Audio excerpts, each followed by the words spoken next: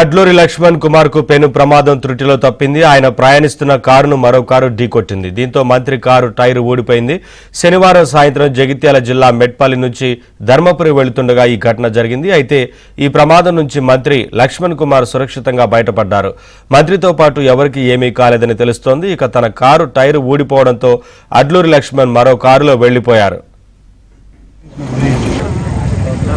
Breaks కూడా మన breaks ఉంటాయి, కేవలం బాడీ మాత్రమే బీపీ. ఎంత ఉన్నది తెలుసా, నేను టోల్ తీసుకుంటే రామస్వామి సార్, రామస్వామి ఉన్నాడు సార్, బిఎస్లో తీసింది సార్ ఆయన దగ్గర.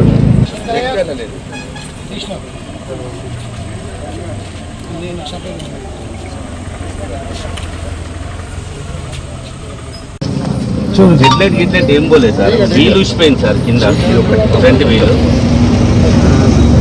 బండి పక్కకు తీసుకున్నా సార్ సైడ్.